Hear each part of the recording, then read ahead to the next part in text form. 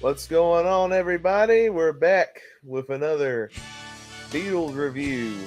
I got all my buddies with me: Nick, Jason, Scott, Ryan Cam. We just covered the masterpiece of an album that is Sgt. Pepper's Lonely Hearts Club Band, and now we'll be taking a ride through the Magical Mystery Tour. Roll up, roll up. Jason, you got the background information. I love that part. A lot is going on in 1967. Really big year for the Beatles. Happening, of course, we talked about early on in April they came out with the Sgt. Pepper's Lonely Hearts Club Band. Huge hit. Probably biggest hit album they've had. But yeah, after they made that album, Paul McCartney kind of came up with this general idea of, he really wanted to make a psychedelic movie where they travel on a bus, anyways, and have magical adventures. But then they kind of just left it alone for a little while. They kind of started the idea, but then kind of put it on hold. A couple things were happening that summer. The biggest thing is in June, I believe it was, of 1967, they had this big event called, it's a global satellite TV thing, and they had like 25 different countries involved, I think, and like 400 million people are watching this thing. Yeah, so they come up with "All You Need Is Love," John Ryan's song. Right to the, obviously this is very, 67, we're in the hippie era now. And this is a very hippie, all you need is love, man, kind of thing. Oh, also they're launching their own company called Apple that summer as well, where they had their own recording studio that they would eventually kind of start doing recordings under Apple label. And they had other artists that they're also signing on. August of 1997, Brian Epstein died from a drug overdose at home at age 32. Huge loss, of course, to the Beatles and to, Beatle history. I mean, this guy helped make the Beatles. I mean, he had an addiction to prescription meds and all that, and he drank as well, and he had some issues, but it wasn't a month or so after that. Like in September, they really started making the movie and recording the music for Magical Mystery Tour. They made a full album out of it, even though the second side was never intended to be on the album. But it was a good choice because the album did incredibly well, sold very well, was #1 hit in the United States. Also was nominated for Best Album in the Grammys. So, I mean, very well received overall. And the other tidbit, the last thing I'll say about the album is that when you look at the kind of the Beatles canon of albums, this is the only American album that's considered part of like the canon. Like it's 12 Beatle albums, and then you got Magical Mystery Tour, which this blew me away the first time I found out. So I always thought it was just an album. Then it wasn't really till recently that I found out like oh, this isn't an British album. This is only an American market. All right, well, let's dive into the album. Our first song, we got the title track, Magical Mystery Tour. So you're going to get no complaints from me. I love this song to pieces. I would say it sets the tone for the album, but afterwards it's like, I'll talk about it. But I love this in the greater picture of the album. I love it standalone. The theme that I got from my listening of this, and I listened to it a couple times to prepare, which is just something I do. I'm in my car a lot, so I just was able to listen to it a couple times just so I can get a complete picture. That I pick out certain tracks I go back to, and I picked out a lot. Like I singled out like 3 or 4, and Magical Mystery Tour, the title track was one of them. This one was great. I mean, I have to agree with Ryan here. This is an incredible way to open up the album.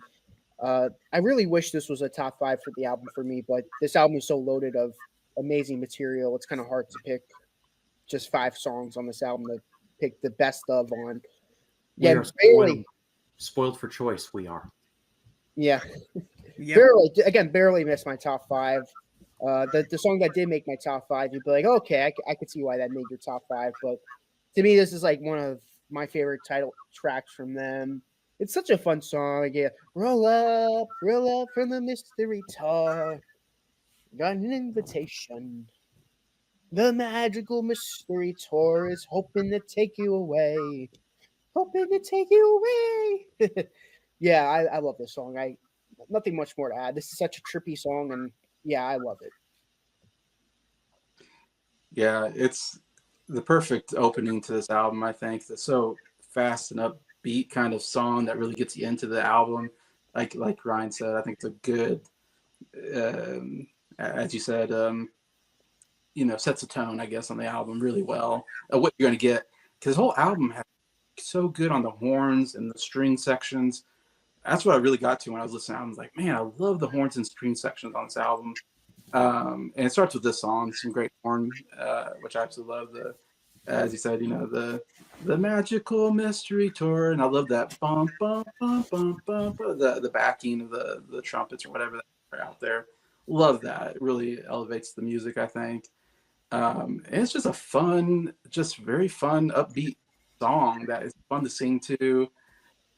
This song screams main titles for a movie or a TV special. Mm-hmm. Like I can tell that they wrote this as an intro for their show. Like Jason was talking about the horns. I love it when the horns go there's like this thing where they're doing like a where they play really fast. I like that. Yeah. There's kind of like a call and response where John Lennon is doing the roll up part, and then Paul will sing like there's an invitation, and then he'll sing the magical mystery tour is wanting to take you away. He'll sing that part, so kind of both of them get a chance to sing on this song. I love the little middle section thing where it kind of goes off into like and then like one of them was like it's a mystery trip. Yeah. And then there's a breakdown where it goes into halftime. The magical mystery tour. They're like half speed, and then it goes right back into full speed. And then at the end, it just kind of has this meandering, wandering piano. I'm assuming it's played by George Martin, but that with like some like bells, which you can only imagine is probably the sounds of like the trolley bells, I guess, of the bus. Great way to open the album. Great song. I love the trippiness of it. Catchy chorus. Made the top 5. So Fool on the Hill. So Fool on the Hill. This is a big old step down from the first one, and it's not a bad song to be honest. But like as soon as it started, I was just thinking to myself, what happened? Like where did the rest of the album go? And like I had to double check. It's the same album. I wasn't playing tricks on myself or anything, but it's like it just kind of slow and like sappy, almost like full on this, and I'm just like, isn't this like going on the White Album? I think, but no, it's on this one. But not necessarily horrible. It's listenable, but it just wasn't for me. I don't know why, but I had a feeling you weren't gonna like this one. And it's this is the exact opposite of When I'm 64. Well, oh God, let's not rehash that again. Well, we had a battle because he wasn't crazy about She's Leaving Home, and I wasn't crazy about When I'm 64. So we both had a song we both really like. But I love this song. I love this song to death. This is one of my favorite songs on the album. I think this song is criminally underrated. I love it so much. It's like Paul McCartney. It reminds me of like one of his solo songs. Day after day, alone on the hill. Ba, ba, ba, ba, ba, passing still, fool on the hill. Ba, ba, ba, ba, ba, ba. I love the ba, ba, ba, ba, ba, ba, ba, ba, ba, ba, ba, ba, ba. Like, it's such a beautiful song. I remember my dad introducing me to the song. I'm like, I was a little kid, and I'm like, I loved it then, and I love it now. It's like one of my favorites on the album. Okay, it's on Jason now. Okay. Yeah, I love this song. It's one of my favorite Beatles songs. I love these type of songs from Paul McCartney. Anytime you get Paul McCartney in like a piano or whatever, it's going to be one of my favorite. Yeah, I don't know what to say. It's just beautiful. I love the music. I love that. I don't know if it's a flute or is playing. I just love that It's a instrument. recorder. Oh, I love that instrument. When, as Nick said, I love like when he goes to the round and that and it's doing like the main theme of the song, whatever, do do do do do do do do do do do do whatever on the recorder. Oh my gosh, it's so great. Really beautiful stuff. And I love just the whole idea of the song is, he's singing about there's this people are looking up and there's this kind of, I'm guessing like a loner guy that's living by himself and he's up on this hill and everybody looks at him like, this fool on the hill. But at the very end, it kind of turns everything around lyrically where the fool on the hill is looking down and he's saying, they're the fools. I don't know. I love that. Fool in the hill is looking at them and saying, these guys are the fools. So it kind of makes you think like, oh, maybe he's not a fool on the hill. Maybe he's just misunderstood. I don't know. I think that's a cool songwriting. And yeah, Paul McCartney, great vocals, great just overall sound. Yeah, I love the song. Yeah, sorry, Ryan. I love this one too. I love how it starts out with just like the piano and Paul, and then on the second verse there's a guitar that comes in, but it doesn't strum the chords. Oddly enough, it just plays like these single notes, like dun dun dun dun, kind of like that, kind of like they're just arpeggiating the chords. I think that's really cool, really interesting sound. And then whenever you get to the breakdown, when Ringo comes in on the drums, you get this recorder solo. It's just so wacky, but like works so well in the song. And what Jason was talking about lyrically, I really like that, where it's like there's this old guy who lives on a hill. Like people think he's a fool, but then the old man up on the hill he's actually the wise one, and he calls the people down there the fools. So very interesting stuff. Really good second song. I didn't think this was going to be a divisive song, to be honest. I really like it. It's a really good ballad that's on the album. It's not a top 5 song or anything, but I still think it's a really good track. There's some good storytelling in it. And I agree with Scott and Jason. I thought it was a flute too, Jason. So the recorder's new to me. The recorder solo is beautiful. It's easily the highlight on this song. All right. The next song on the album is Flying. Yeah, this one, another one was just not really for me. And there's no lyrics to this. It's just them going, I don't like, was this even supposed to be included? I'm asking legitimately. I feel like they were like, okay, this is going to be placeholder. We're going to put a song here. Right.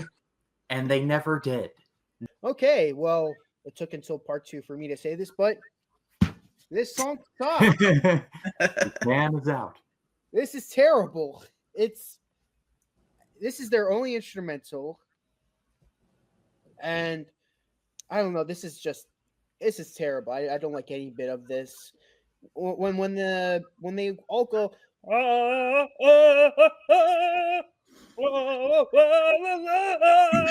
I'm like, that sounds just like them. I'm like, this is terrible. Like, this isn't the Beatles. This is garbage. Like, yeah, flying straight into the garbage because this is awful. That's the only instrumental the Beatles ever did. It's the only Beatles song that's contributed to all 4 Beatles. It's not Lennon McCartney. It's all 4 of them are contributed to writing the song, I guess you can say. Yeah, I mean, it's obviously, I think everybody would agree it's the weak part of this album because it's only an instrumental. It's the only time they ever do it. And I'm not big on instrumentals, so it's like, yeah, I'm kind of with them. Like, it's just a filler thing. Like, we don't need it. I will say, though, it fits the album in the sense that it's a very psychedelic kind of instrumental, I think. And so I kind of like it at first, but then it kind of like, okay, it doesn't go anywhere really. And the good news is it's only like 2 minutes long, so it doesn't take too much time out of the album. So I'm glad that they didn't do it too long. It's like I said, it's a weak part, but at the same time, like it kind of fits the psychedelic theme of the album, so it's not the worst thing to me. But yeah, I would say. Yeah, you listen to this and you're like, what is this doing on this album? Like, I guess it makes sense that it was like some of the music they recorded for the movie, but like, and it doesn't work really well outside that context. I mean, I appreciate that this is probably the most Mellotron heavy Beatles song, but like, I feel like they should have used the Mellotron more in their other stuff, because like, if all they're really going to use it for is this song, then like, this song is just filler. It's the closest thing the Beatles get to filler. Not knowing the context, if you had told me that this is a Beatles song, I'm like, let's say if this was my introduction to the Beatles, I'd be like, this is the Beatles? This just sounds like generic elevator music. Yeah. Yeah. Yeah. Yeah. Just comes in one ear, comes out the other. Some weird vocalization at the end of it. Just fluff. That's the best way I can describe this song, is fluff. All right. Well, we got our only George Harrison song next. That is Blue Jay Way. So this is another one that I just didn't care for, and I gave it a chance. I listened to it a couple times. I even watched the music video for it. It's literally George playing with a piano made of like a chalk drawing of a piano, while the other Beatles like mess around with a soccer ball. That's the entire video. And I was just sitting there like, I feel so ripped off. I'm like, what are we even doing here? It's like, what is this song about? I have no idea. So that's honestly what the song is about. So it's a song about nothing, and so like it's the musical equivalent of Seinfeld. I was about to say that. Now I like Seinfeld. I did not like this. Well, I get to show this record out. This is the 5th record I ever bought. But I just wanted to briefly show that. But nice. Yeah, coming out. Trash. There's a fog upon her road. My fairway. Nailed it. Will be over 2 days. Now they've lost themselves instead. The laugh in this is like Michael Sheen from Twilight Breaking Dawn. I hope somebody gets that reference. I defended Within You Without You to death. I love that song. But George, what the were you thinking making this song? Maybe he wasn't thinking. Maybe it was the drugs that were thinking. What was this? It was definitely Mary Jane. Yeah. Or the Lucy in the Sky. Yeah. This is terrible. I don't know which song was worst, but going back to back on this album, it's these two songs alone that make me question whether I should ever give this album a 10 or not. I don't like this at all. Well, the good news is they get it out of the way, and then you got a lot of good stuff. Yep. It's like, yeah, just get those two out of the way, and let's get on, to the really good stuff on the album. Yeah, I agree. It's the weakest song, I think. This and Flying, it's hard to say. Yeah, they're definitely the weakest songs on this album by far. Yeah, I wish those two weren't on here. It really hurts the album, I guess, in that way. But it's so weird. Again, it's very psychedelic. It's still kind of fits the theme of the album. It's kind of psychedelic and experimental, whatever you can say. Yeah, and as Ryan was describing, like that part in the movie, it just, again, they didn't know how to make a good movie, because it's like you do something like that, it just totally slows down the movie. George, he was putting up some really great stuff with Help, Rubber Soul, Revolver. He's putting some of the best material. And then you get to, in my opinion, Sgt. Pepper's Lonely Hearts Club Band. He puts out the worst song on that album, Within You Without You. That's my least favorite on that album. He puts out my least favorite on this album. And even Yellow Submarine, he only puts out one song on that album. And then he gets back to doing good stuff. But man, I don't know what's going on with George. This is a bad period for George. maybe if the Beatles would let George write some more songs, then maybe he'd put something good on this album. If John and Paul would have let him write some more songs, but no, we're stuck with this. This song is weird. This song is really weird. My goodness. It's what's weird when this song is weirder than Am The Walrus. Like, I don't even know what to think of this song. Like, lyrically, I think it's about getting lost and waiting for someone. Yeah. Which really, that's really, like we said earlier, a song about nothing. The chorus is weird. There's a lot of vocal modulation on his voice, so he's like, "Please don't be long." And then there's these annoying backing vocals that is like, "Don't be long, don't be long." There's like a cello that's like, it sounds like a cello is dying. That's what it sounds like. When the cello comes in, it sounds like the cello is dying. It sounds like George killed a cello. I don't know which one is worse, because at least Flying was short and doesn't have dying cellos and ghost McCartney. The Beatles, more like the Boodles. And now your host for this evening, the Beatles. I actually like this song. We have another "You Shook Me" moment. I like this song. Now it's my second to least favorite song on the album, but I don't think it's that awful. I do think it's a step down from the previous George Harrison songs. It's not "Within You, Without You." It's not "Love Me Too." It's not "If I Needed Someone." Great song we've had in the past. I agree. It's a really on Taxman. Thank you. I love that one too. And I agree. This is a weird song. This and a song that we're talking about 2 songs from now are the 2 weirdest songs on the album. One of them works though. This one, there is a little bit of creepiness to that, and I kind of enjoyed the weirdness of it. Some of the vocal effects and the music effects, I think, just added to the tone of this album and how psychedelic it is. All I'm going to say now before we get on to the next song is, George, you can make your guitar gently weep, but please don't kill the cello. Even though the one that did the guitar weeping was Eric Clapton. True. Yeah.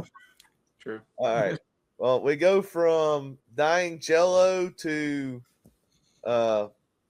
I guess the closest thing the Beatles did to musical theater? Yeah. Question mark? Yeah. Your mother should know. So I don't know how controversial this is going to be, but here goes. I actually liked this one. It's like, as soon as I heard it and it ended, I'm like, okay, we're starting to amble towards the right direction again. So it's not great, it's not perfect, but it's like, all right, I'll take this. Yeah, I like this song. It's okay to me. It's not a song that I like really enjoy that much. It's like in that middle range for me. Like, there's things of the song I really like musically, I think it's really cool. Vocally, I think McCartney does a good job, but then there's lyrics like, "This is a song that's before your mother was born, though your mother was born a long, long time ago." Lyrics like those, I'm like, I'm not a fan of those lyrics, to be honest. If I'm being completely honest. Kind of weird lyrics, in my opinion. But overall, it's just an okay song, in my opinion. Nothing really worth mentioning, but it's not bring out the garbage can for me either. So it's an okay song. Yeah, I'm kind of with you guys. I kind of like it. It's definitely different. It's not the usual Beatles song.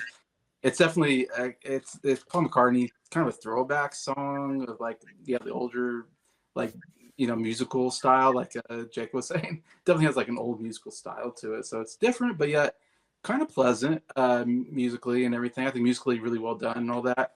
My favorite part, I think, is the backing vocals when it's like, your mother should know. Ooh, your mother should know. Ooh, ooh.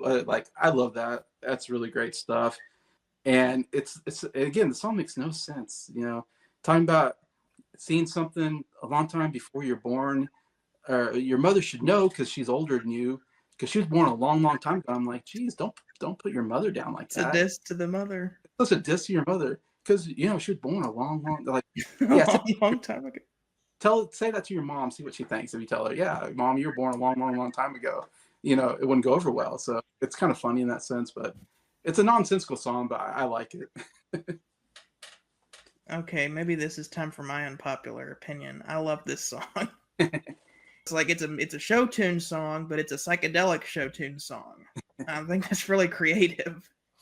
But I don't know. It's just fun. They start with that piano, doom doom doom doom doom doom. It's like, yeah, let's all get up and dance to this song. I bet it was a hit before my mother was born. But I really like this song. It's fun. Yeah, I like the song as well. I think it's a great song. I kind of like the musical theater style of the song. Kind of different from most Beatles songs. The harmonies are really good. It's a little nonsensical lyric wise, but kind of used to that at this point from the Beatles, especially when we get to the next song and we got Come Together on Abbey Road. But yeah, this is a pretty good deep cut on the album. All right, the last song on side one, I'd say probably the trippiest song on the whole album. Mm-hmm. I am the walrus, cuckoo, cachoo. I don't really have all that much to say other than that I love this song. This is one of the ones that I singled out and listened to multiple times.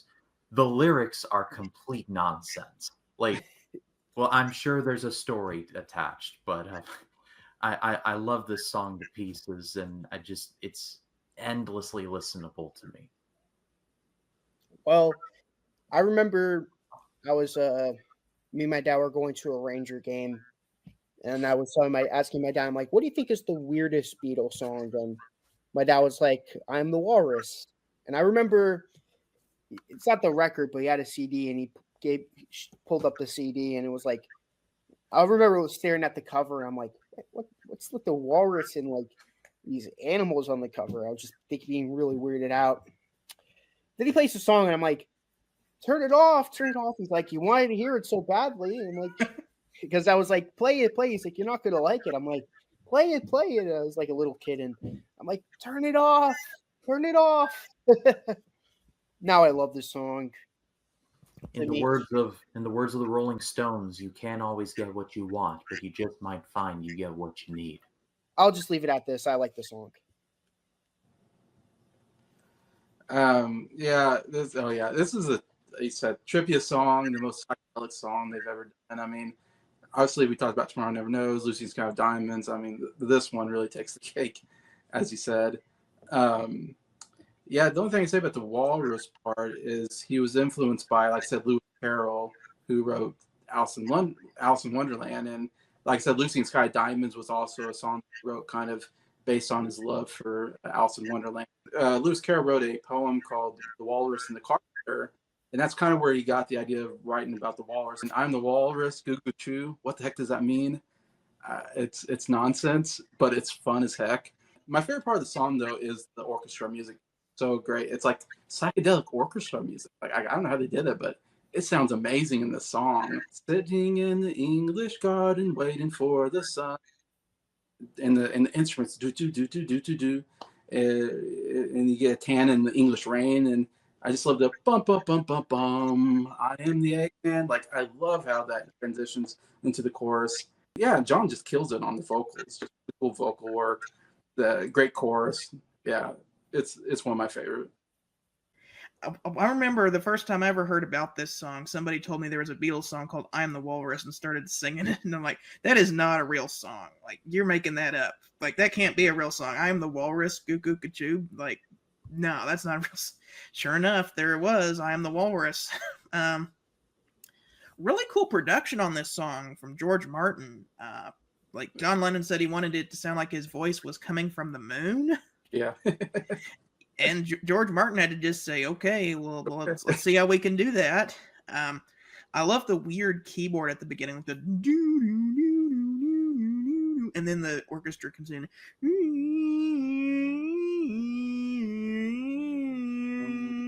Boom, boom, boom, boom, boom, boom, boom, boom, boom. Really cool. I mean, the cello doesn't sound like it's dying on this one. It actually sounds very alive and well. But then what is up with this song? Like, musically, it doesn't really make a lot of sense either. And you get to that chorus, I am the Eggman, and there's this choir that just goes like, woo! Where they just go up to this high note and just go down. They are the Eggman. Woo! I am the Walrus. Goo goo goo goo goo goo goo goo goo.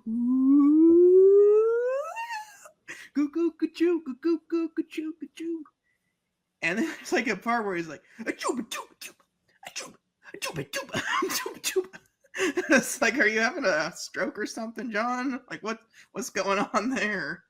All the lyrics make no sense. Sitting in an English garden waiting for the sun. The sun don't come, you'll get a tan from standing in the English rain. Yeah. I think, what's some other? Yeah, my favorite line is, "Man, you should have seen them kicking Edgar Allan Poe." I don't even know what that means, but it's funny. And then, of course, the second half of the song, you hear this like clock ring, and you get, I don't know what it is. It sounds like the TV or something, where this guy's just like, and then like you hear like a radio. And then that's when you get the sitting in an English garden waiting for the sun.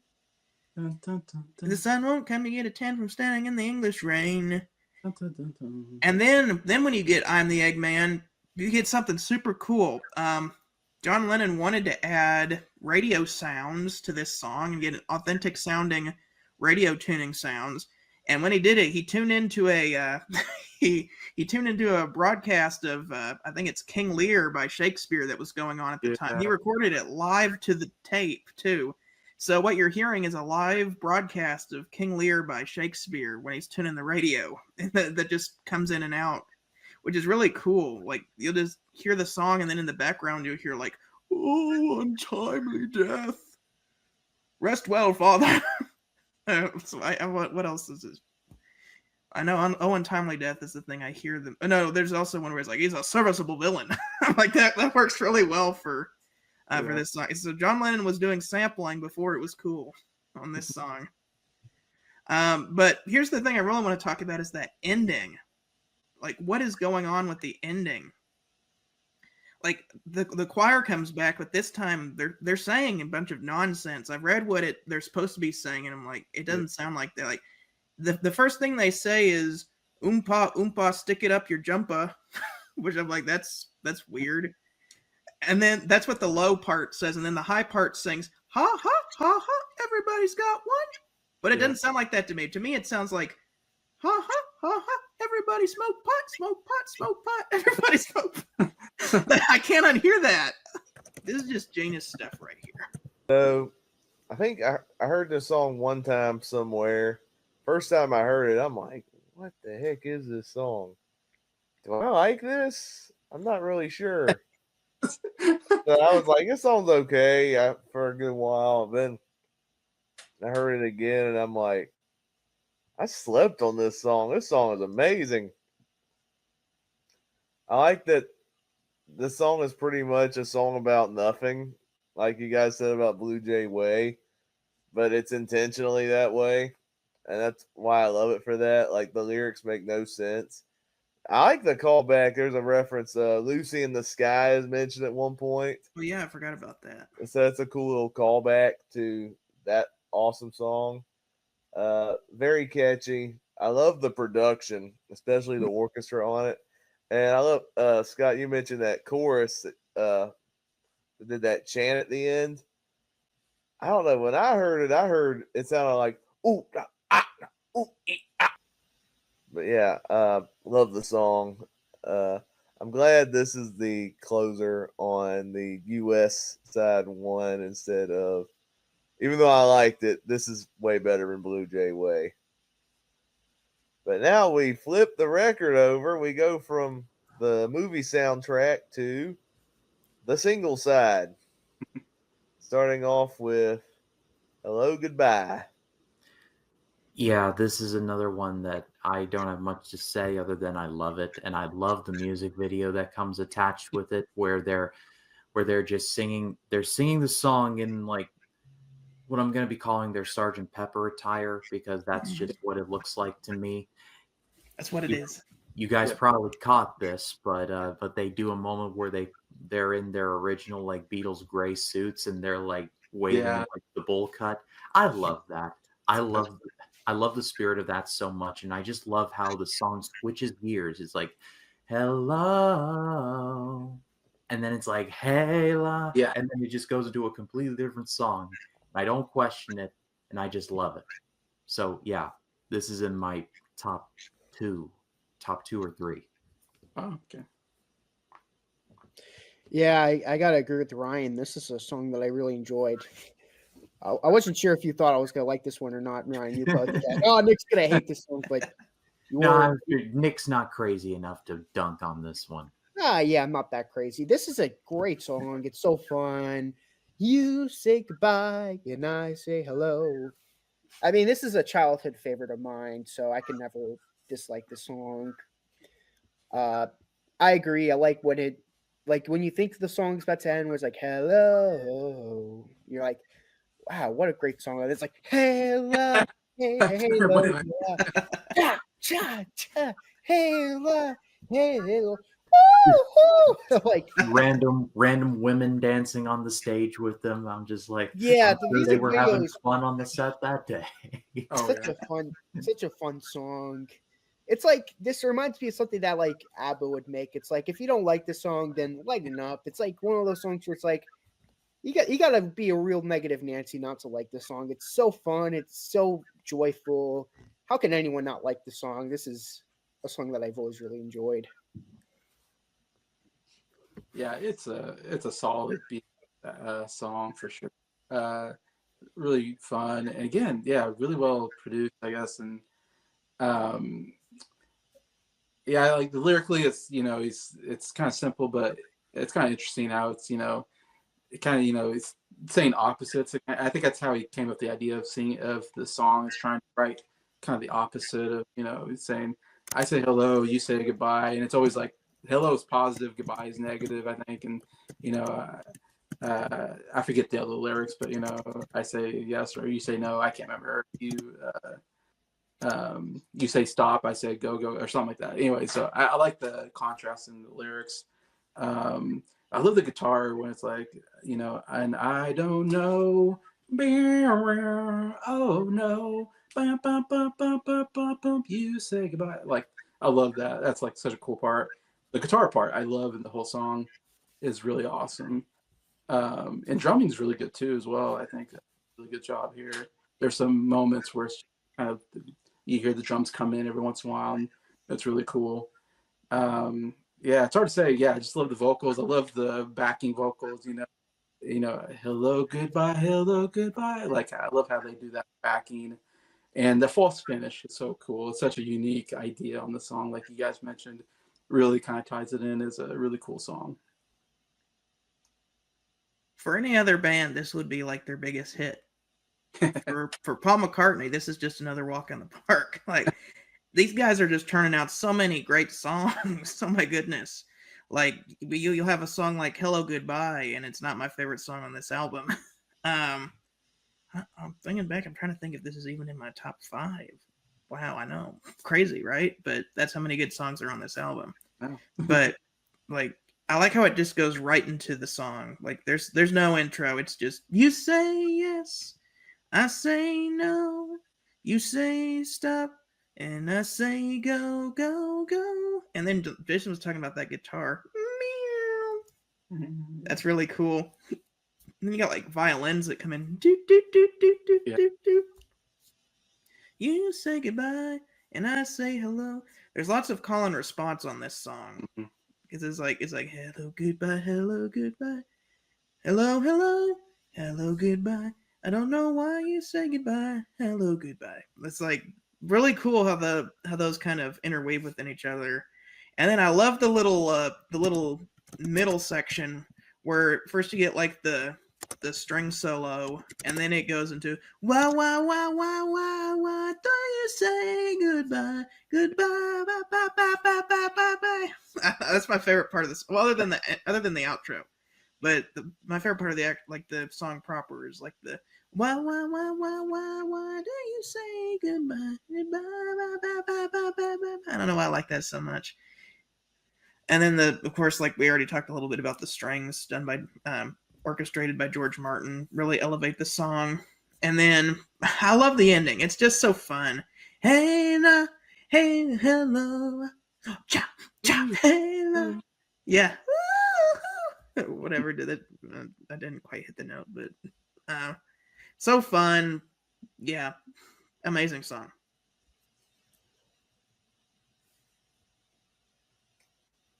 This song sucks. This is the most annoying song I've ever heard in my life. I can't believe this was such a big hit.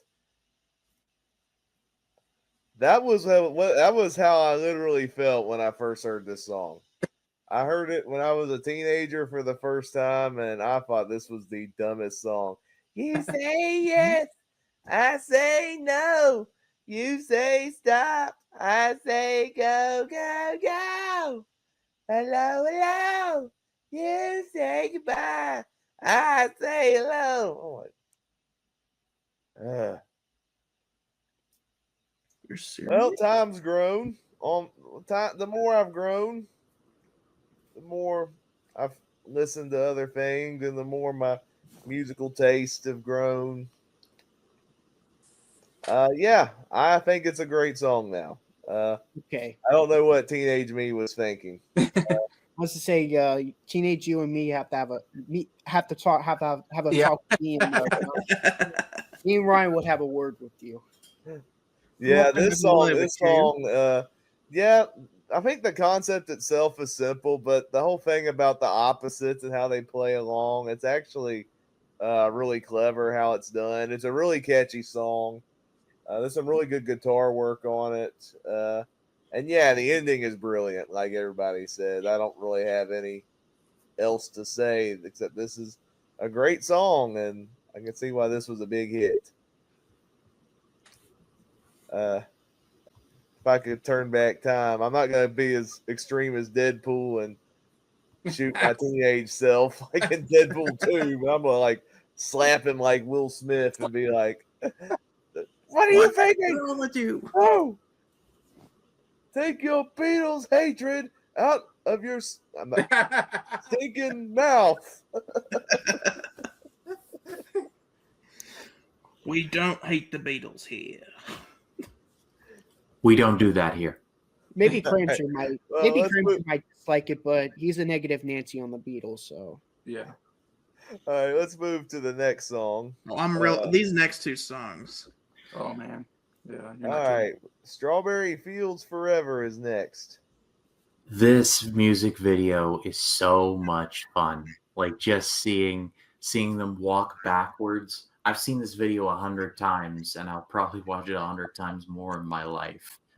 It's just beautiful stuff, and this is just such a fun song where it's like those gear changes and nothing to get on about, da da da, strawberry fields forever, and then it just, you hear the dun dun dun dun dun dun dun.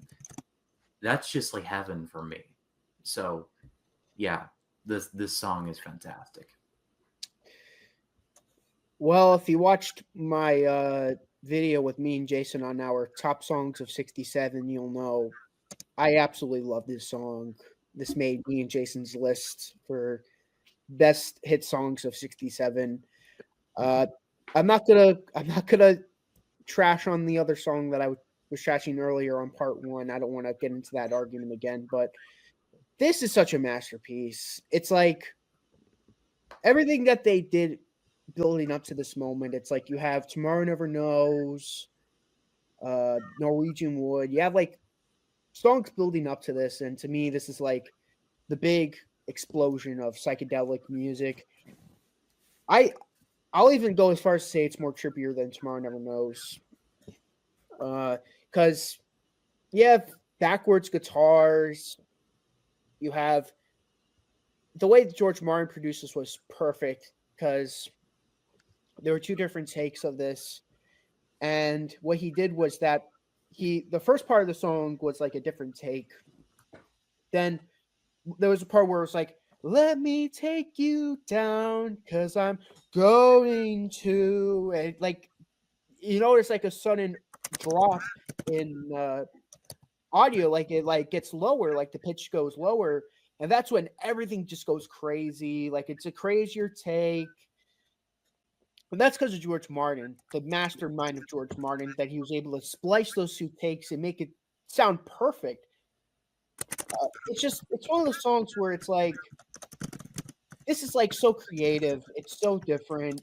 It's like, there were never singles like this at the time. I mean, Tomorrow Never Knows is groundbreaking because of its placement on Revolver, but I'd say this is even more groundbreaking than Tomorrow Never Knows because it's a single. It's a freaking single. No one was releasing singles like this at the time. I mean, there's a band that was influenced from this song called Strawberry Alarm Clock, and they made their Incense and Peppermint song, which that's when, after this song, people started releasing psychedelic singles. And I don't really give the Beatles credit for a lot of things, but to me, this is like the most groundbreaking single ever. Like, I won't say Sgt. Pepper's is the most groundbreaking album, but this is the most groundbreaking single. And the fact that they didn't go to number one because of that blonde girl always pisses me off because of how unbrown. Like, that song is that, and this is like the groundbreaking single. It's so different. It's so unusual. That ending part where it fakes you out. I can't really say much more. This is a groundbreaking song. It's so groundbreaking. I love this song, and it's not even my favorite song on the album. That just go to show how great the song is. Like, this is not even my favorite song on the album, and I'm giving all this praise to it. This is to me the single of '67. Yeah, that's about the most praise I've heard you say on a song. That's cool. I'm glad you loved it because it's obviously, anytime I see a list, this is usually up there. This is usually like a top 10 Beatles song for a lot of people when I look at Beatles lists, which for good reason. It is a huge song for them. It's such a cool song because they wrote it during the Sgt. Pepper. It came out like first, I think, before Sgt. Pepper came out. And so it was kind of the reintroduction to the Beatles for the audience because they didn't tour after '66. After Revolver, they didn't do any more touring, so you couldn't go out and see the Beatles anymore. So the Beatles, at least they were nice enough to go, well, no one can see us, but we can do music videos and put them out on. And they put this video out, I believe, on live television, whatever, like on a show. They premiered it, so people would sit around television and go, oh man, we're gonna get. I mean, can you imagine how excited you'd be? Because you'd be like, oh my gosh, the Beatles are coming out with a new song and new music video. We have to watch it on TV. It's like, that would have been so cool. And so when you see this from that perspective, it's like, holy cow, like the Beatles don't look like the Beatles anymore. It's definitely a transitional period for them where they don't have that Beatle haircut anymore necessarily. Their hairstyles are changing. They're not clean shaven anymore. They're starting to grow facial hair. John Lennon is starting to wear those granny glasses, the round glasses that they call granny glasses. So he's starting to do that. They're starting to wear more psychedelic outfits and not the suits. So you see the Beatles totally different when you see that video and in that song. And I know when I talked to my dad, because he was, of course, a kid at that time when this came out, and he remembers this coming out, and it was a big deal. It was my dad says it was the first music video he's ever seen. To my dad feels like this was like the very first. I don't know if it is the first music video, but to my dad, I know he always said this is to me the first like music video. Like this is like a precursor to MTV or something. That was so groundbreaking, And I think Ryan and whatever said, you watch that video and they're like going backwards and they're doing all kinds of crazy stuff. It's so cool. But I know I'm talking about just the video, but the song itself, it's a very psychedelic song, one of their best psychedelic songs. And I don't know, Scott can talk more about what the instruments are. I don't know if it's a mellotron or if it's something, That's so cool. Again, such great use of like string instruments and stuff like that. Really cool. And the whole vibe of it is really amazing. Like I said, what they came out with this because they're like, you know, John and Paul, and we'll get to the Paul song, we're both like writing a single out, and they were going to say, okay, we're going to put a new single out. And they both wrote about kind of their childhood or wrote about the past. So it was really cool because Strawberry Fields was an orphanage that I guess John was aware of or was around. And so he kind of wrote about this. But even lyrically, it's very cool. Like I love the living life with eyes closed, misunderstanding all you see. Like there's some really cool lyrics in here. Like I said, I love the orchestra, the string, the cello, whatever that gets in there. Boom, boom, boom, boom, boom, boom, boom, boom, boom, whatever. Like, let me take you down. Oh, love that part. It's such cool, the production and everything, and all that. Yeah, I don't know what else more to say. It's one of their top songs. Jason did a very good job talking about the history of this song, so I won't talk a whole lot about that, and I'll talk more about the song itself. History-wise, the only thing I'll say is that in early 1967, people thought that the Beatles were going to break up because they weren't touring anymore and they hadn't released anything since Revolver. And so that's why George Martin had to put this and Penny Lane out as a single, is because it's all that they had. And he knew that people were saying the Beatles were going to break up. And so he regrets doing that because the rule was then they couldn't put it on Sgt. Pepper's. But I think he famously said to one of the record executives, we've only got 2 songs from the Beatles right now, but they're the 2 best songs they've ever done. Yeah. And I think he was right. Up to this point, this song and the next song are the 2 best songs that they had done up to that point. And my goodness, this song is amazing. I remember getting the Red Album when I was a kid, getting into the Beatles, and I listened to that to death. And I was like, is there a volume 2? And of course, it's the Blue Album, so I got the Blue Album. This is the first song on there. This song was not on the Beatles Guitar Hero game, so I had no idea what this song was going to sound like. I put it on, put it in the CD, push play, and was like, Strawberry Fields Forever. That's an interesting name. Let's see what that song sounds like. And I don't know how long this song is, 3-4 minutes or whatever later. My life had changed. I was like, what is this? I was like, what is this? This is so weird, but like I couldn't stop listening to it. Like I thought it was one of the weirdest things I'd ever heard, but like I loved it. As for the song itself, the first thing you hear is it's a mellotron, but it's a different. Usually when you hear a mellotron, you hear the string sound, but it has several different sounds. This is the flute sound. It's played by Paul McCartney, and it's got this cool little boop boop boop boop boop boop boop boop do do do do do do do boom. And then there's "Let me take you down, 'cause I'm going to." It's like whoa. Like, where are we going? We're going to the strawberry fields, apparently. And so the first minute or so is just the band, just the 4 of them. Ringo has got a good backbeat. It's very chill.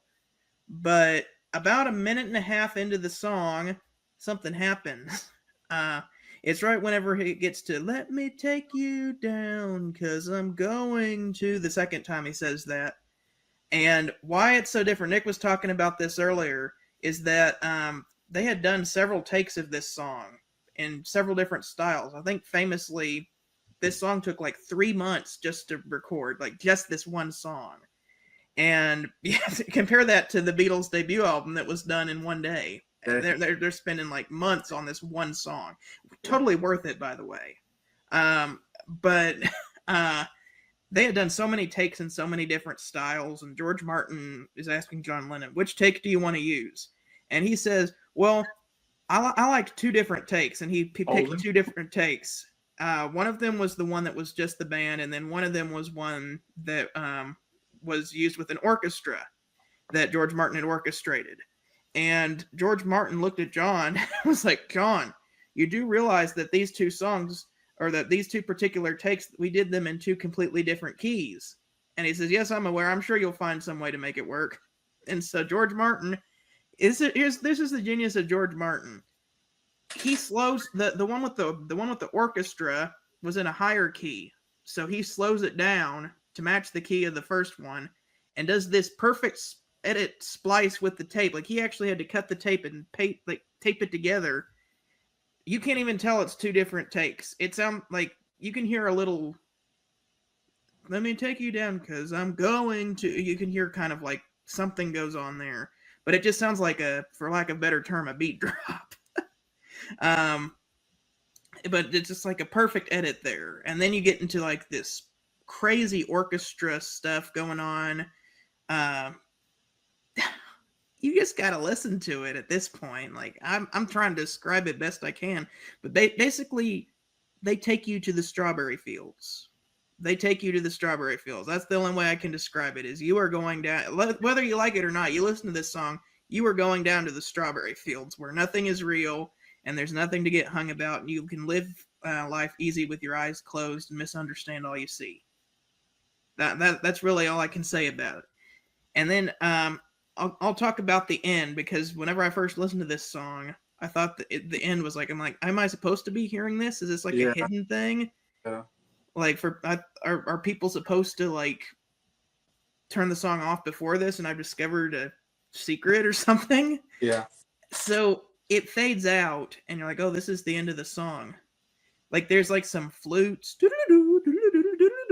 It start getting really crazy, and then it starts fading out.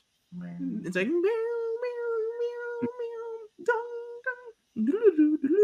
and then it fades out.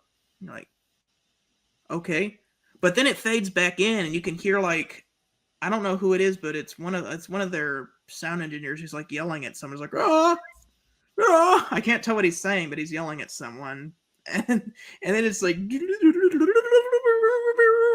it comes in even stronger, and then it fades out, and you can hear Lennon like mumbling something. I think he's saying cranberry sauce. Cranberry sauce. I don't know why. I think they were, from what I've read, they were in an argument of something about Thanksgiving, and he had cranberry sauce on his mind, and so he wanted to just say cranberry sauce. Cranberry sauce. I don't know.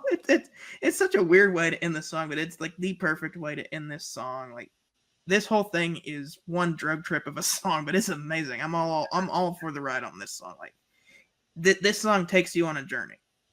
It definitely does. Yeah, some people speculate that he was saying, "I buried Paul." That was the theory. No, I heard cranberry sauce loud and clear. So Did you? Debunked. It's really clear if you listen to it on the single, because I have the single of this. Like, for some reason, the single is a few seconds longer than what you hear on streaming, and he says it twice, and you can hear loud and clear that it's cranberry sauce. But yeah, this song is really cool. This one is, I Am the Walrus is the weirdest song. This is the trippiest song on the album. And there's some really cool effects on here I really like. It took me a while to realize that this was John Lennon singing it, because I think for a while I thought this was George that sang it. They do some weird vocal work They do some weird vocal processing on this song to where I thought George sang it for the longest time. But to be fair, half the song is John Lennon, but slowed down. His vocals are slowed down. That makes sense. Yeah. But yeah, I think there's kind of I sense a feeling of nostalgia for this song because of the fact he's talking about strawberry fields. I don't know if that's a literal reference or it's him on his drug trip. I don't know, but I guess this is the closest thing John got to a sentimental song, but a trippy one at that. This is like a trippier In My Life, if you will. Yeah. Yeah. It was an orphanage that he used to sneak into the garden and play in the garden when he was a kid. That Yeah. makes sense. Yeah. But yeah, I do like this song. It doesn't quite make the top 5, but that just because this album is stacked with great songs. But I do really like it. And it's Doesn't make a the lot, top 5. it's a lot better than Tomorrow Never Knows. This makes my top 5 Beatles song. I mean, you know what? This actually makes my top 5 songs like of all time. Is it better than Blue Jay Way? Yeah, That's it's the better question. than Blue Jay Way. Okay. Yeah, but yeah, it's not an all timer, but I do like the song. Hey, we're all entitled to our opinion. Oh, and to what Nick was saying earlier, that he's like, what other singles coming out at this time sounded like this? The closest thing I can think of is "Good Vibrations" by the Beach Boys, but Oh. other than that, nothing. I love Good Vibrations. I would Well, say even Good then, Vibrations is better. Even then, I just don't think Good Vibrations could come close to the groundbreakingness as this song comes with the experimentation. Like there's experimentation that can't be heard. That like there's things that they did on that song that's groundbreaking for the time. But to me, this is like, for me, Pet Sounds all the way over Sgt. Pepper's. But if I'm going by which single's better, Good Vibrations or this one, Strawberry Fields any day of the week, in my opinion. Yeah. Both. I think they're both really good songs. So, all right, well, we go to the next song. I think this was released with Strawberry Fields as the double A side. Penny Lane. So yeah, this is yet another song that I love. Like this album is so strange that it's just like in the front it's like one song like worth anything, and then the rest just not really being there. And then this album is back loaded. It just goes from one to the other to the other to the other, and Penny Lane is no different.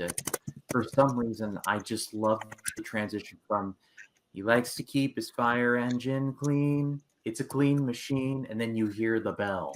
Like, I don't know why I love that so much, but I just do. And so, yeah, this is yet another one off this album that I deliberately single out and I go out of my way to listen to over and over again. I love it.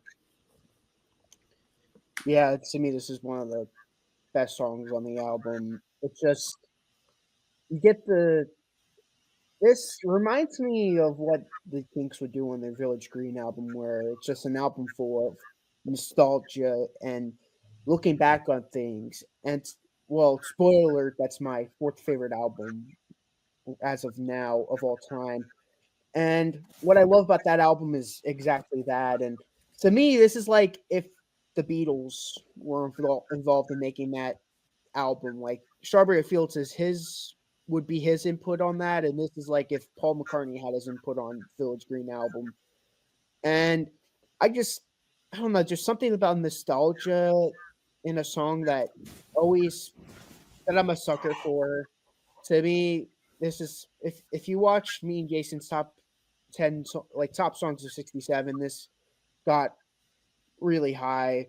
I'll even look up the list right now. Yeah. And it got really high on that list. It was a song that I'm like, man, this is just, it's my 3rd favorite song of my 3rd favorite single. The only 2 songs I like better were Death of a Clown by Dave Davies and Never My Love by the Association. But those are the only 2 songs that I thought were better.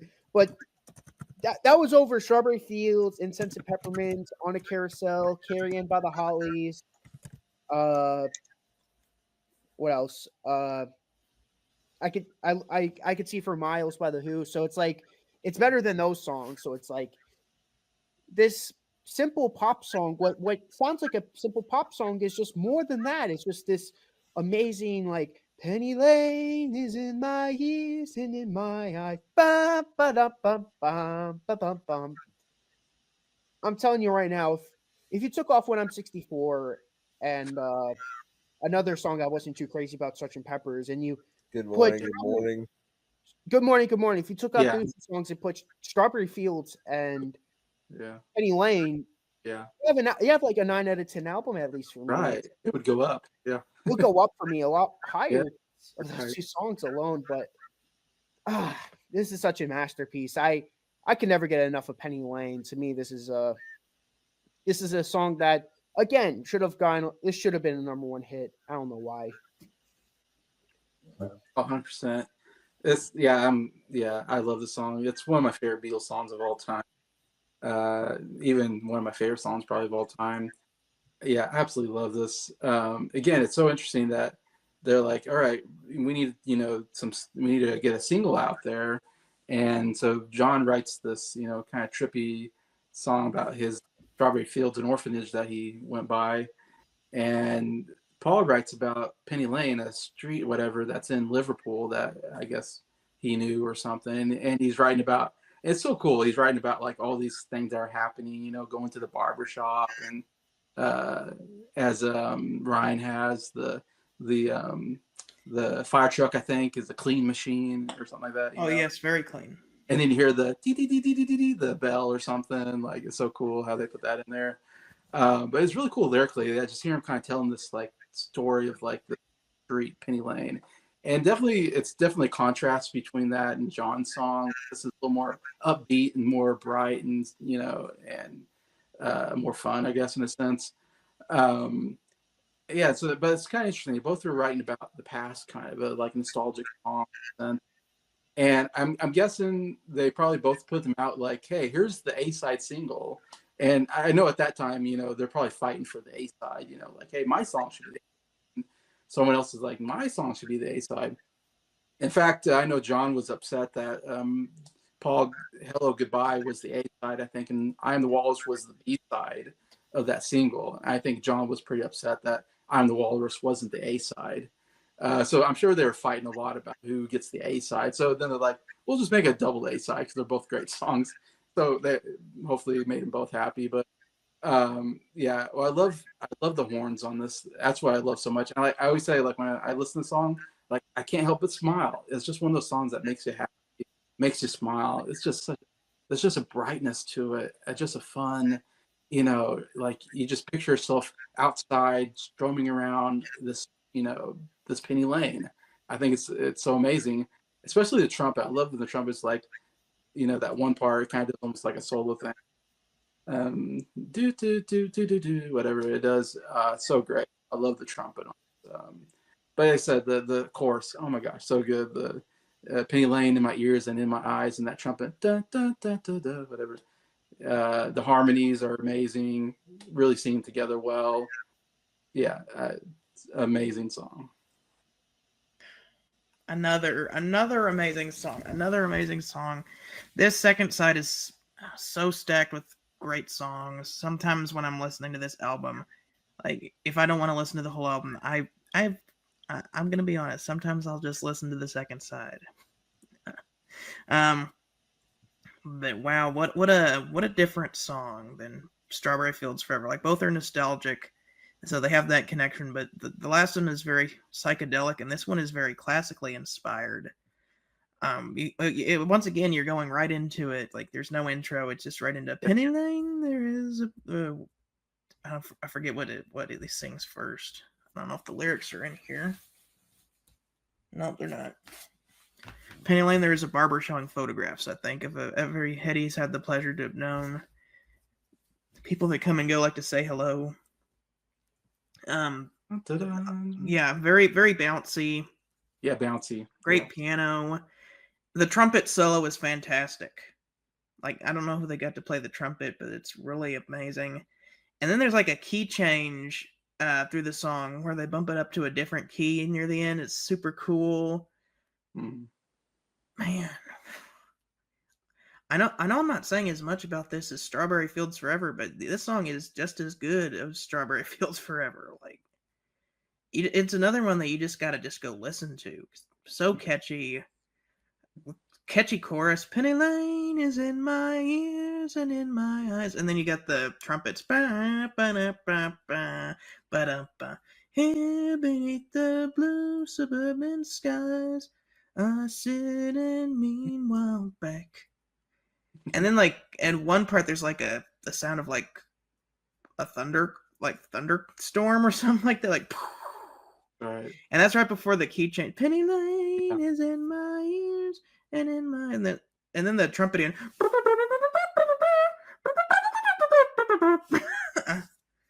And there's like a flute too, and it's like at the end. Penny Lane. Boom. Yeah. Yeah. Another masterpiece of a song. So if I had to choose between the better of the two, I'm Team Penny Lane. This is an amazing song. I love the piano that carries the song. I do like the lyrics and the nostalgia that it evokes, even though I've never been to Liverpool. I've definitely not hung out on Penny Lane, but I like how descriptive the lyrics are. I love the chorus. There's some good horns, and there's a really good trumpet solo on this song too that's really awesome. Whoever's playing the trumpet gives Louis Armstrong a run for his money. But yeah, this is an awesome song. This is definitely one of my top favorite songs on this album. Awesome. All right, now we're down to the last two tracks. Now we got Baby You're a Rich Man. So this is the weakest of this side. It's still a good song though, but it's unfortunate because this side is so loaded that someone has to bring up the rear, and this is one of them. Good song. I liked it, but it's unfortunately on a packed side of an album. So it's like it suffers from being just kind of there. I mean, I want to strongly disagree with you, but I agree. This side is so loaded. I don't blame you at all. Yeah. I don't blame you at all for that. To me, I thought this was a really good song on the album. This was the B-side to All You Need Is Love, and I'll spoil it. I like this slightly more than All You Need Is Love because this is another experimental song for John Lennon. It's like you have, like the beginning of the song, you have the I don't know what's going on. I know Scott, with his infinite knowledge on the Beatles, he'll clue us in on what that is. But I remember when I first saw, I'm like, what the heck is this? I remember, again, this is my dad introduced me to this album. Like, what is this album? What is this song? I like it's so trippy, but the chorus is so fun. Like, baby, you're a rich man. Baby, you're a rich man. Baby, you're a rich man too. Takes all his money in a big brown bag inside a zoo. What a place to do. Baby, you're a rich man. Like, it's so fun. That's all I could say. This is a fun song. I like the experimentation on this song. They again, it's like you have this is such a I agree. This is their most psychedelic album by default because this definitely has the most psychedelic songs on a Beatle album. Even their least psychedelic songs, like Hell Goodbye, even there's little trippy moments on that song too. It's like every song has psychedelic moments, and oh my gosh, this is another big highlight on the album for me. I really enjoy this song, and to me, I think this is one of their most underrated songs, in my opinion. In general, people go this song, that song, but no one ever talks about Baby You're a Rich Man, and I think that's a crime because I think the song is really good. I agree wholeheartedly. This is such an underrated song. This is a really cool song. And it's a song that nobody would know exists unless you were listening to this album, because it's not one that is on the radio, one people talk about. It's a song that people forget that it even exists. It's just not a big song. And like I said, there's so many big hits on this album. This is not one of the big hits, so you wouldn't know it. But man, it's so good. When you get to it, you're like, man, this is, like you said, this is like you say weakest song, or like I said, the least known song on the side, and yet it was really good. Like, that was pretty cool to say, And yeah, super catchy. The baby, you're a bitch. Yeah, that part. super catchy. I like the verses are really cool. I love the high kind of, they sing kind of the high falsetto or whatever voice I kind of like, but it's kind of a question and answer. Like the backgrounds are singing like, why don't you bum bum bum bum bum bum bum bum bum. Really catchy. Love the melody there, but then John like answers it, I think, or whatever, and there's like something about it, beautiful people, and I like that part of it. And so I love the kind of question and answer that goes in the verses, and then it goes into that chorus. It's so good. And there's an instrument that I don't know what it is, if it's a guitar, but it's like it's like this really weird sound, but it's really I know what it is. yeah. I say Scott will talk about it because it's a really Let's see cool. if I can find a picture of it. But yeah, it's a good song. I agree. Hold on a second.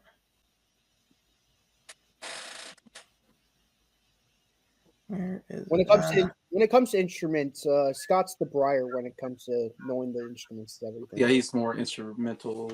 Yeah. You guys are gonna think this is so weird. What is it? Okay. Hold on a second. Let me see if I can. Okay. So here it is. Ever heard of a stylophone? Oh, I have not. It's a tiny little. It's a tiny little box with a picture of a keyboard on it that you play with a pen that you can put in your pocket. It's a cheap little thing too. You could call it is it a musical box? Just like the Fox on the Rocks. But yeah, it's not a very expensive thing. You can get it pretty cheap. It's a pocket synthesizer that you just pull out and you can. Okay. It's like you draw on it and it goes like it'll play the notes that you pick. But like apparently John Lennon kept that in his pocket and would, whenever he wasn't doing anything, would just mess around with it. Like if you watch the Get Back documentary, like he even pulls it out and starts playing around with it in the Get Back documentary, and he'll just grab it whenever he's not doing anything. It just goes like basically almost randomly just playing stuff. I think somebody like saw him do that and dared him. I dare you to put that into one of your songs, and he did it on this song. It's interesting that he actually was able to work that into there because it really works very well for the song. But yeah, really good. I love the part right before the chorus where it's like, I don't know what the sound is, but it's like you hear like a swirling spinning sound, and then it's like the piano is like ding ding ding ding ding ding ding. And then it gets right into the chorus. Baby, you're a rich man. Baby, you're a rich man. It's just one note, but this has got to be like one of the best one note choruses. Baby, you're a rich man too. Yeah. You keep all your money in a big brown bag inside a zoo. What a thing to do. And then this is kind of like a satire, how like the rich people like aren't very nice and just want to hog all their money. Yeah, another great song on this, just absolutely loaded second side of this album. All right, yeah, this is another great song on the album. I've actually heard this one before. I know this is seen as a overlooked hidden gem, but one of the Beatles CDs I have is the Yellow Submarine Songbook compilation album, and it's on that. Okay. Even though it's not even in the movie Yellow Submarine. But ever since I first heard it from that, I'm like, yeah, this song rocks. Actually, I like this one a little more than Strawberry Fields. I think that's a hot take. But I do like this one. It's got a great chorus. Such an earworm. I like the satire on it. It's pretty clever. This is another great song on the album. Like, this album is stacked with so many great songs, hits, B-sides, deep cuts. This was a hard one to rank. But that takes us to the French national anthem. Yep. It does open with the French national anthem. Yeah. All you need is love. Okay, so I'm thinking, I was going back and forth of whether to do this or not. I'm going to spoil my number one, and this is it. I love this song from the bottom of my heart. It just gives me such joy every time I hear it. It fills you with joy.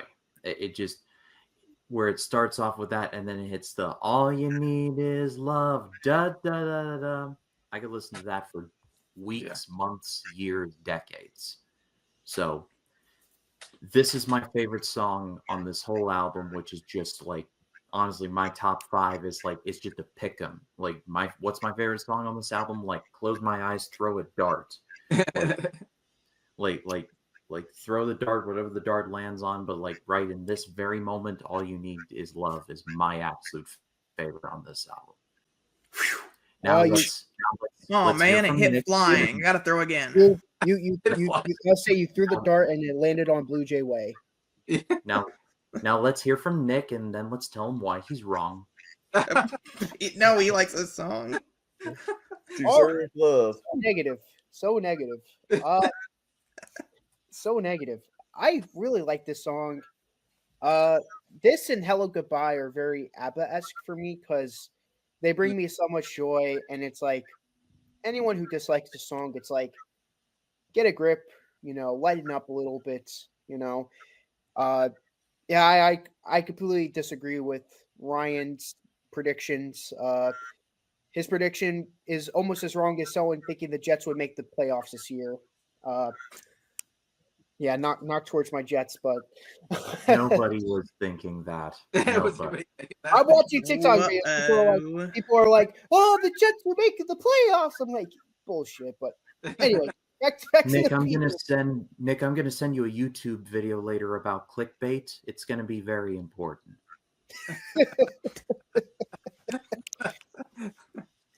But anyways, yeah, this song's awesome. Didn't make my top 5, but again, this album is so loaded, full of great songs. I mean, besides the bottom 2, besides like my bottom 2, 3, I'd say like so much songs that could be in my top 5. But yeah, this is another really good song on the album. Yeah, this is iconic. This is to me, I was thinking this is like the anthem of the hippies. And who better than John Lennon to kind of write the anthem of the hippies here? With let's just love each other. Even though there's a lot of war, disaster going on in the world, can't we just love each other? But it's great, and lyrically, again, it's kind of simple, but yeah, I kind of like the lyrics of it. What can be sang that can't be sung or whatever. He's just using the same word, and it's easy. So good. But again, this whole album, I love the string arrangements. I love the horn. He uses both strings and horns in here. So amazing. It really helps the song even better, I think. I love the guitar solo. The little guitar solo, I think it's great. Sounds great. Love the tone of guitar on there. I just love how everybody's singing together. And of course, if you watch that video of them, whatever, I think like Mick Jagger and Keith Richards and Graham Nash and Keith Moon is in there, Marianne Faithfull. It's also a really cool group of people singing along. It's rock and roll history, right there, singing along, Hall of Famers singing along there. And I love the ending is very chaotic, but it's so cool how they almost like go off and just improvise stuff at the end, and how they're singing that, all you need is love, everybody, all you need is love, or all together, or whatever he sings, and I think one time he's like yeehaw or something like that. And then I love the busting out the she loves you. Yeah, I love that he busts out one of the earliest songs here, busting it out on this one. It's a great song. I agree with Ryan and Nick. Yep. So Jason, you said it. The love. That's Mick Jagger and Keith Richards singing in there. So this is the Beatles Stones collaboration. Other than We Love You and Dandelion, this is the only other Beatles Stones collaboration that we have here. So that's pretty cool. Yeah, you got the Who and the Hollies. Yeah. So it's a big deal. But I love how it opens up with like the French national anthem. I think that's really cool. It's like you get a drum roll. It's like da da da da da da da da da da da da, and then you get the love, bow down. Yeah, that's what's so weird about this song. So John Lennon was not a formal musician. He just played what was in his head. So a lot of the times, what's in his head is not very conventional. This song is mostly in 4, but they'll just randomly throw in a bar of 3 every once in a while. So it's like love, love, love, dun dun. It's like 1, 2, 3, 4, 1, 2, 3, 1. It's like the part that goes love, love, 1, 2, 3, 1, 2, 3, 4, back into 4 there. It's so weird how they do that. But then the chorus, very anthemic. All you need is love. And I love when the horns go, all you need is love. All you need is love. Love. Love is all you need. And then George Harrison has this short little guitar solo in there that's cool.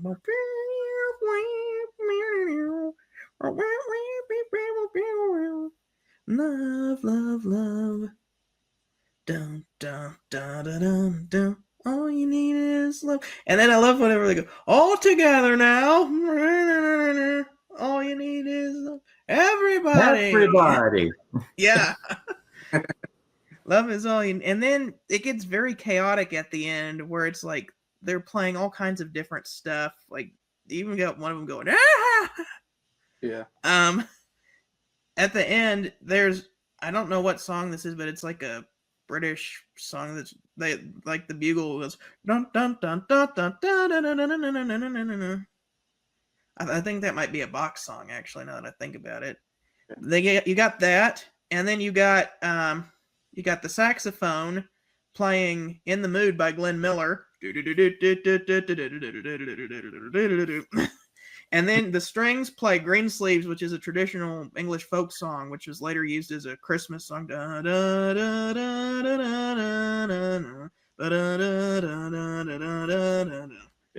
And then while all that's going on, they just start singing "She Loves You" out of nowhere. It's like you got all these songs going on, like everyone keeps singing "Love is all you need, love is all you need, love is all you need, love is all you need." You got the strings playing Greensleeves, the saxophone is playing "In the Mood," the trumpet is playing unnamed English folk song or box song, I can't remember. And then they just start singing "She Loves You." It's like, this is just out of control, but I love it. And then it just keeps doing that until and they even say like "Yesterday." One of them goes "Yesterday."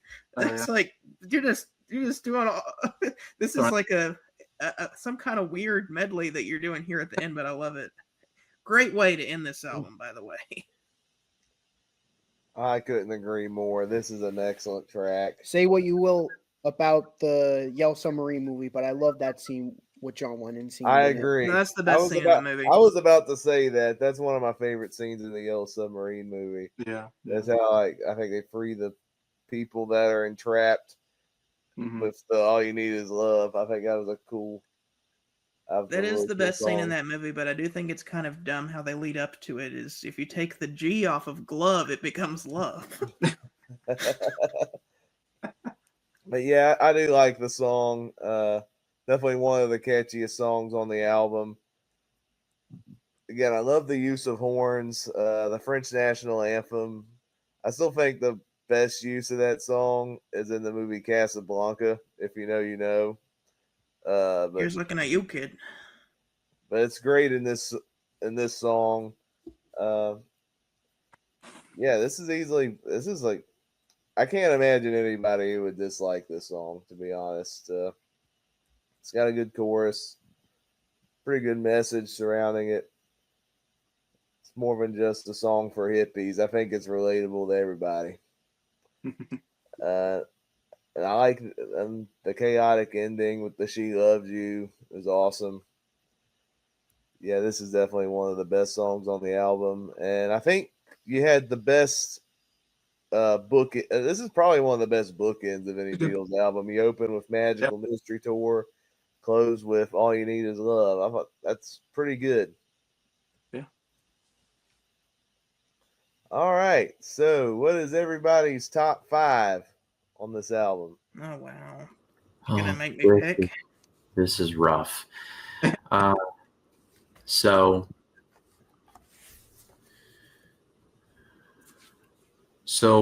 I gave away my number 1. That's All You Need Is Love. I'm just gonna go 1 and then work my way down. Number 1 is All You Need Is Love. Number 2 is Penny Lane. Number 3 is Hello Goodbye. Number 4 is Magical Mystery. Number 5 is Strawberry. I'll give you 3 honorable mentions: Magical Mystery Tour, Hello Goodbye, and All You Need Is Love. Those are incredible songs, but just barely missed out on it. Number 5, I'm the Walrus. Like I said, when you look at my number 5, you'll know why Magical Mystery Tour barely missed that. I had to put I Am the Walrus in this top 5. Number 4, I'm probably the only one who's gonna have it in my top 5. Baby, You're a Rich Man. Okay, cool. So underrated. Number 3, probably another song I'm probably the only one who has on my top 5. The Fool on the Hill. I love that song so much. That's another criminally underrated Beatles song. Number 2 and number 1 are songs that flip-flop constantly for different reasons. Yeah. When I was a kid, I'd always would pick Penny Lane over Strawberry Fields. In 9th grade to senior year, I was like, this is more psychedelic, so I'm going to pick Strawberry Fields. But now that I'm older, now I'm still young, but now I'm 21, looking back, Penny Lane has to be number 1 and Strawberry Fields has to be number 2 for me. Oh man, awesome. Our list is pretty close, Nick. You'll see. Number 5 for me, All You Need Is Love. Yeah, it had to be in there. Number 4, I Am the Walrus. Number 3, Fool on the Hill. Oh wow. Yes, I'm so glad it's on your list. Show some love to Fool on the Hill. Yeah. Number 2, Strawberry Fields. And number 1, Penny Lane. So I think we got the exact top 3. Me and Nick. Wow. Well, we know what my least favorites are on this album. Fool on the Hill. No, not Fool on the Hill. No. That's not my least favorite. No, wrong one. The other one that starts with F. Flying. And Blue Jay Way. So dishonorable mentions to those songs. Other than that, everything else is fantastic. But here's my top 5. And they're all just so close. Number 5 is Hello Goodbye. Number 4, All You Need Is Love. Number 3, I Am the Walrus.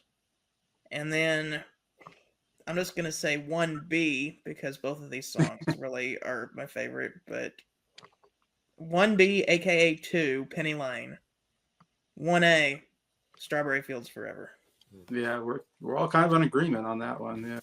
Yeah, those are the top 2 for some of us, anyways. All right. I think mine's going to be a little different. 3 honorable mentions: Strawberry Fields Forever, Baby You're a Rich Man, and Your Mother Should Know.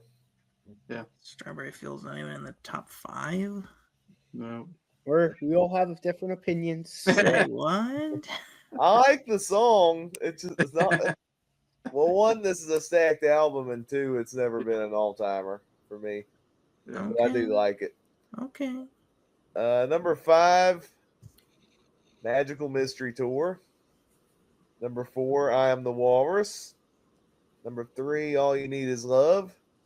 Number 2, Penny Lane. Number 1, the song I used to hate as a teenager, Hello Goodbye. Hello Goodbye. Okay. Good choice. I'll respect that.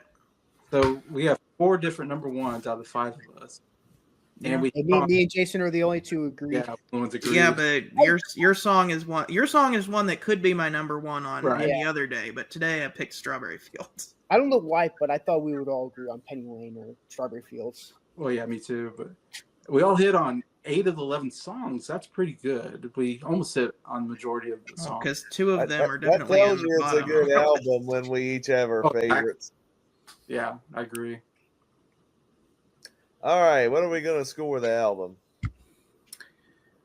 So I'm going 8.5. Okay. Because the front half of this album was just so feather light, and the rest of it boosts it back. But it's like it almost lost me in that first half. You know, when I was first looking at it, I told the group chat, I'm like, this album's getting at least a 9.5. But going through this review, when talking to the group and all that, I'm like, this album just has so many highs. Yes, the 3 lows, well, the 2 lows are back to back, and I'm not the biggest fan of Your Mother Should Know, but I can't give the album with Penny Lane and Strawberry Fields a 9.5. I'm giving it a 10. I have to give this a 10. It's like those 2 songs run deep with me. I have to give it a 10. It's a 10 out of 10 for me. All right. Maybe we can talk Scott into a 10. Maybe, hopefully, we'll see. Yeah, this is easily a 10 out of 10. One of my favorite Beatles albums. One of my favorite albums of all time. When you see it on my top 100 favorite list, it is very high on my list. I love this album. I almost feel like it's underrated. Like, a lot of people don't rate this album as big as some of the other Beatles albums. I'm like, man, this is one of the best Beatles albums in my opinion. Like Nick said, Strawberry Fields and Penny Lane are some of the best songs ever.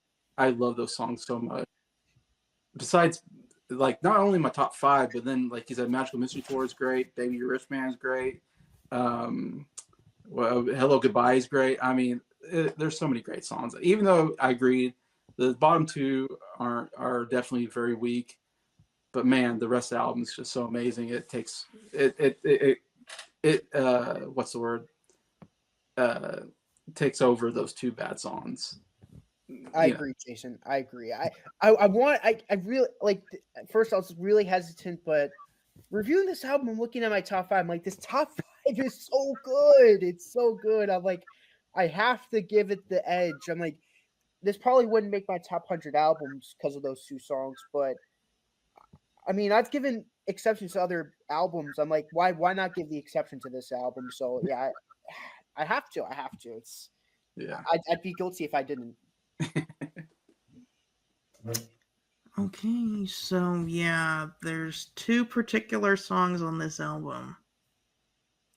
Flying and Blue Jay Way. Yeah. That are just not very good. Now I will say, I gave Sticky Fingers by the Rolling Stones a 10 out of 10.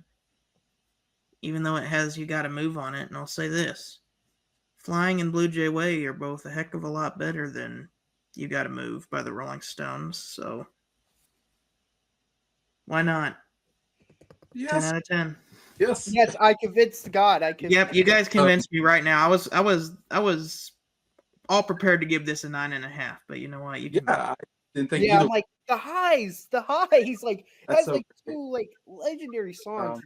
We have to. Yes.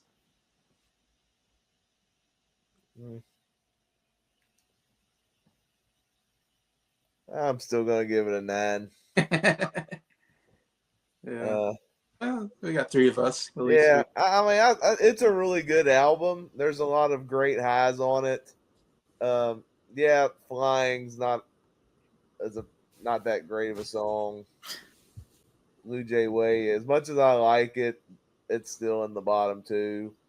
But I think comparing it to other Beatles albums, I think some of the highs on the other albums I think are stronger compared to this. I thank you all covering this great Beatles album. I'm looking forward to reviewing this album. I mean, it's funny. Starting the series, this was an album I was dreading to review, but this is this album more and more this past year, and I'm like probably the second most excited to review this behind Jason. I love this album to death. I mean, I grew up on this album. This is the album I would listen to on long road trips, so this will be like the closest album to me. This album definitely works for me.